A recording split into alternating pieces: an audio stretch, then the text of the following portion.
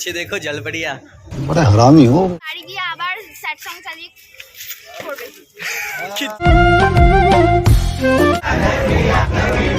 কাচ্ছে চুপ গাইস, আমারও চুল কাটছে খুব চুল।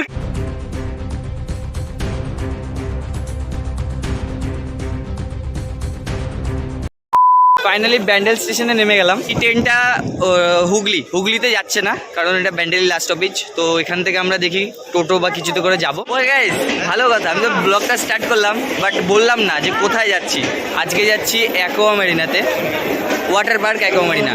তো আমি ওখানে ফার্স্ট টাইম যাচ্ছি, আর আমার সাথে আছে অনেকেই আছে, কিন্তু বাট ওদেরকে দেখানো যাবে না, একটু প্রবলেম আছে জল পার্ক। তো তার জন্য জল পার্কে যাচ্ছি আমরা।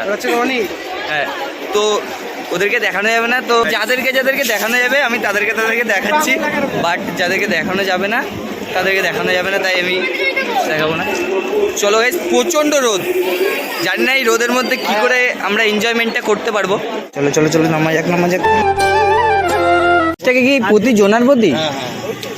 তুমি ওইখানে দেখো, নাহলে 11:30 ট্রেনটা চলো। কটা বাজে দেখো? ট্রেনে গেলেও তো ওইখান থেকে তোমাকে 15 টাকা করে যেতে হবে। না, ওখান থেকে একটুখানি, বেশি দূর না, আমরা গেছি এর আগে।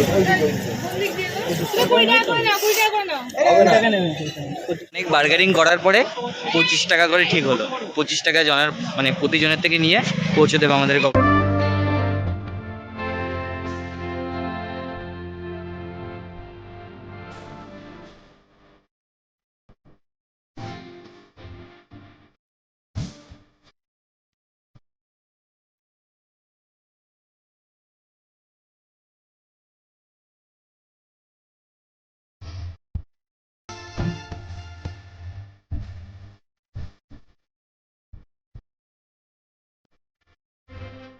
গেছি, দেখা যাচ্ছে উল্টো দিকে বোঝা যাচ্ছে না, আমি ফ্রন্ট থেকে দেখাবো।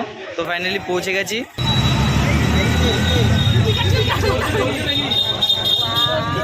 কাটতে হবে, টিকিট কাটিনি। নামার পরে ওরা এই যে রেস্টুরেন্ট হোটেল আছে আশেপাশে, এখানে কিছু খাওয়া দাওয়া করবে, কেন সকালে খেয়ে দিয়ে বেরোয়নি ওরা।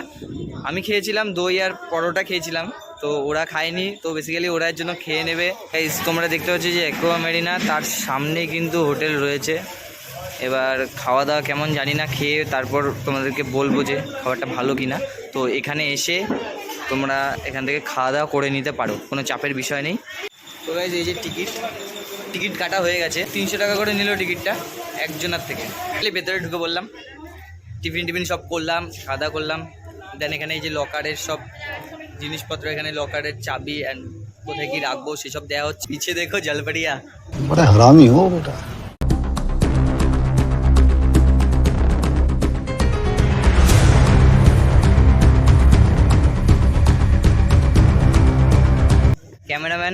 ক্যামেরাম্যানের সব থেকে বেশি জ্বালা, ঘুরেও কোনো মজা নেই। তো গাইজ, এই যে কেমন আসছে কি জানি, আমি এটা ফোনের কভারটা নিয়ে নিলাম যাতে ফোনে জল টল না পড়ে। এটা 100 টাকা নিল এটার জন্য।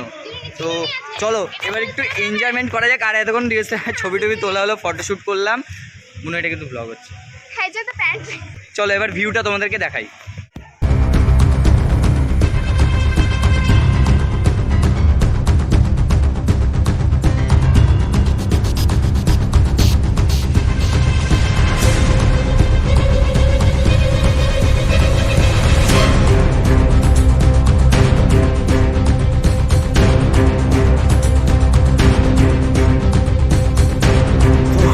আমি ওইদিকে যাই, নালে আমার সদস্যরা এসছে যারা, তারা রেগে যাবে। এবার সব রেগে যাচ্ছে, যে দেখতে পাচ্ছ কেলানি দেখাচ্ছে, মানে সরি মার দেখাচ্ছে।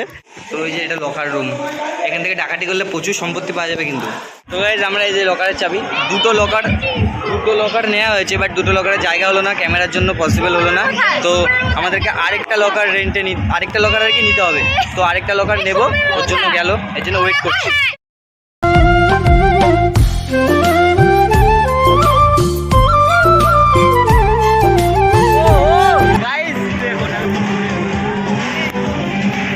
দীঘা বিল হচ্ছে, দীঘা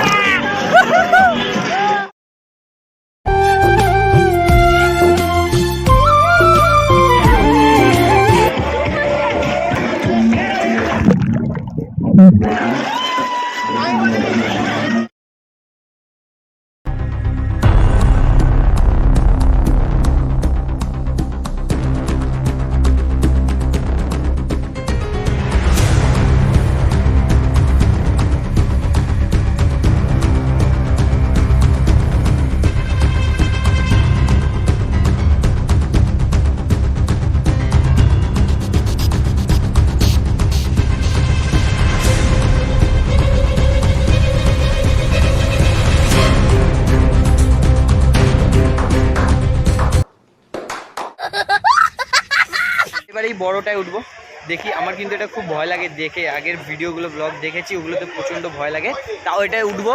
ডরকে আগে জিতে, এটা প্রচণ্ড বড়।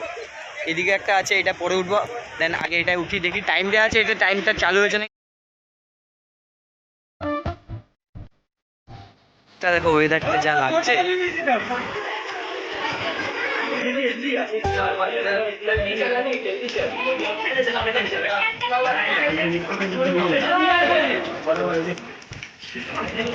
এটা অনেকটাই উঁচু, প্রায় 5তলা বিল্ডিং এর সমান উঁচু কিন্তু হাইটটা।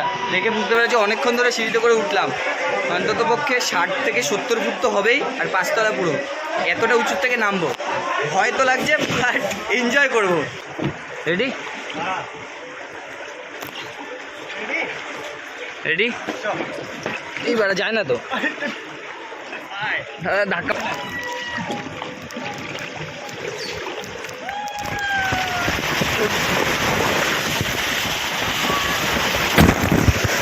ভালো ভয় লাগলো, এটার জন্য বেঁচে গেলাম, নাহলে অনেক চোট খেতাম।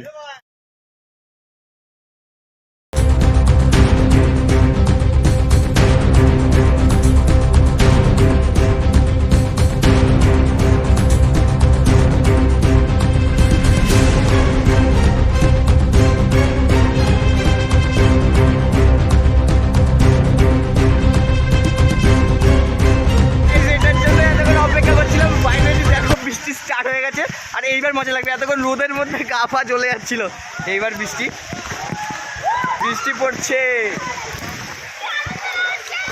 এইবার সেটা মজা হবে বল।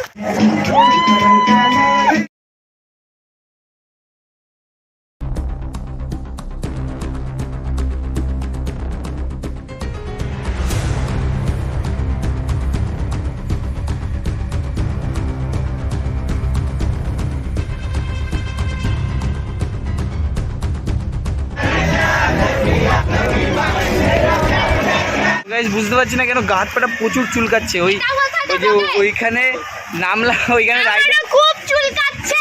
চুপ গাইস, আমারও চুলকাচ্ছে খুব, চুলকাচ্ছে, সবারই চুলকাচ্ছে, পেছন চুলকাচ্ছে, পেছন সামনে চুলকাচ্ছে। চুপ, কিচ্ছু না বাজে ছেলে মেয়ে সব, এইসব এ ব্লগে দেবো কিন্তু আমাকে কিছু বলতে পারবি না। তো ওই রাইডের ওইখানটাতে গাইজ, ওই যে গেঞ্জিটা বললো আমার, এটা কটনের গেঞ্জি, সুতির গেঞ্জি, আর ওখানে ওই জার্সি কাপড়ের যে গেঞ্জিগুলো হয় ওইগুলো পরে আসতে বলেছিল। তো এটার জন্য রাইডের ওখানে আমাকে এটা খুলতে বললো, তো খোলার পরে গায়ের পেছন জায়গাগুলো প্রচুর চুলকাচ্ছে।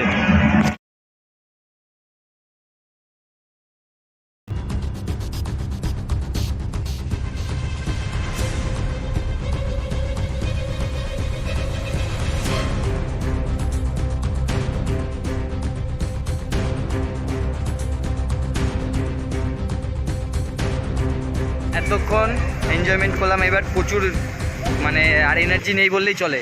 এবার চেঞ্জ করব, জামা ভেজা জামা, আর গা ফাস পুরো জলে শুকিয়ে গেছে, মোছার আর প্রয়োজন নেই। তো যাই, যে ড্রেসটা চেঞ্জ করে নিই, চেঞ্জ করে চেক আউট এখান থেকে বেরিয়ে যাব। আর পারছি না, 3:30 4টে বেজে গেছে, প্রায় 5 ঘন্টা থাকলাম। চলো এবার বেরিয়ে যাব, চেঞ্জ করে নিই। ড্রেস পেস আবার চেঞ্জ করে ফেললাম, চুলটা শুকিয়ে গেছে প্রায়। চলো এবার বেরিয়ে যাব। ট্রেনটা এই ট্রেনটায় আমরা যার জন্য তাড়াতাড়ি করলাম, বাট এই ট্রেনটা আজকে পাবো না, পরের ট্রেনটাতেই যেতে হবে। ট্রেনটা পাবোই না, বাট এইটা আমাকে দৌড় লাগালেও কোনো লাভ হবে না, এই ট্রেনটা পাবোই না। খিদে পেয়েছে প্রচুর, এবার খিদে পেয়ে গেছে। চা তো খেলাম না আজকে, চা খাবো দিয়েছি যেহেতু, চা খাবো, চা না খেয়ে বাড়ি ঢুকবো না, এখান থেকে চা খেয়েই যাবো। তো বাই বাই অ্যাকোয়ামারিনা, আসছি আবার কখনো নেক্সট টাইম। অটো এসে দাঁড়িয়ে আছে, চলো যাওয়া যাক। চলো গাইস, ফাইনালি নেমে বললাম বিষ্ণুপ্রিয়া স্টেশনে।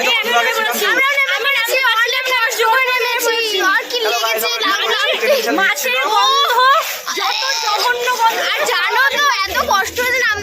কি বলবো জামাটা আমার জামা দেখো দেখো আমার জামায় পড়েছে আমার জামায় কপি পড়েছে ও ফেলে দিয়েছে ওরা বিরিয়ানি খাবে আর আমি রাইস খাবো, কারণ আমি বিরিয়ানি খাই না। জামার বাড়িটা আর তারপর খাওয়া দাওয়া করে দেন বাড়ির দিকে যাবো। চলো। বাড়ি গিয়ে আবার স্যাড সং চালিয়ে করবে কিচ্ছু না, এসব কিছু করি না আমি। আমি বিরিয়ানি খাবো না বলে আমার রাইস এখনো ঢোকে নিয়ে এই যে, আর সবাই যে বিরিয়ানি খাচ্ছে আমি বসে আছি তাকিয়েছি। আমি সব লোভ দিয়ে দিচ্ছি।